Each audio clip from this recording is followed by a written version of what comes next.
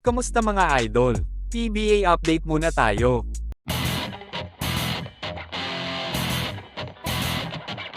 Mainit ang pagsisimula ng Northport Batang Pier sa 48th season ng PBA sa pangunguna ng kanilang main man na si Arvin Tolentino. Simula nang nawala ang mga superstar ng Northport na sina Robert Bowlek at Arwin Santos, si Tolentino na ang inasahan ni head coach Bonnie Tan na magdadala sa success ng koponan. Hindi naman binigo ni Tolentino ang expectation sa kanya ng Northport mga idol. Gumawa si Tolentino ng 16 na puntos sa kanilang unang laro sa Commissioner's Cup. Habang sinundan niya ito ng season high 35 points sa pangalawang laro. Kung tutuusin mas dumami na ang katulong ni Tolentino sa Batang Pier dahil sa dami ng bagong players na dumating sa kanilang koponan. Nandyan si Joshua Munzon na nanggaling sa Terra Firme Jeep, mga rookies na sina Cade Flores, Franyu, Brent Paraiso at si John Amores. Sa ngayon ay hindi pa nakakapaglaro ang top pick nila sa rookie draft na si Xavier Lucero dahil nagpapagaling pa ito sa ACL injury. May balita nga din na posibleng maglaro muli sa Batang Pier ngayong season ang nagbabalik Pinas na si Robert Bowlek matapos umalis sa Japan B-League. Hawak pa din kasi ng Northport ang rights kay Bowlek kaya nasa kanila ang desisyon kung gusto nilang i-trade siya sa ibang team o mas nanaisin na paglaruin muli siya sa kanilang koponan.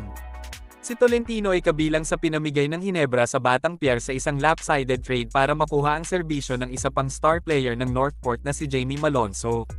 May balita pa nga na masama ang loob ni Tolentino sa Hinebra sa pagkakatrade sa kanya.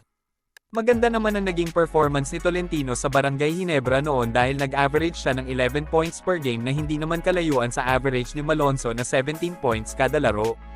Ang pinagkaiba lang kasi mas nabigyan ng opportunity si Malonzo sa Northport para maging scorer ng koponan, kaya mataas ang scoring percentage niya kaysa kay Arvin Tolentino. Pero dahil nga sa ganda ng pinapakita ni Tolentino sa Northport, paniguradong may matindi na namang binabalak ang Barangay Hinebra.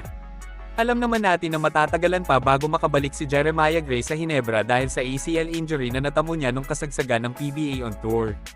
Ang nakakatakot lang kasi sa injury ni Gray ay kaliwat kanang paanan niya ang nagka-ACL injury na bibihira lang mangyari sa isang basketball player.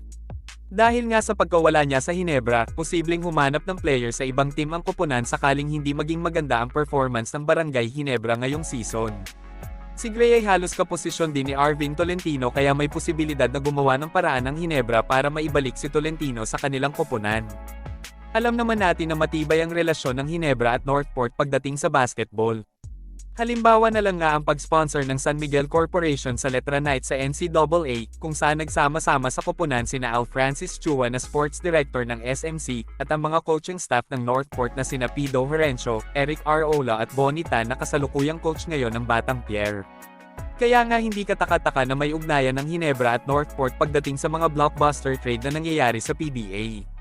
At dahil nga sa ugnayan na yun mga idol, hindi imposible na balang araw ay makita natin muli si Arvin Tolentino na nakabihis ng Hinebra jersey. Ano sa tingin nyo mga idol? Comment down below.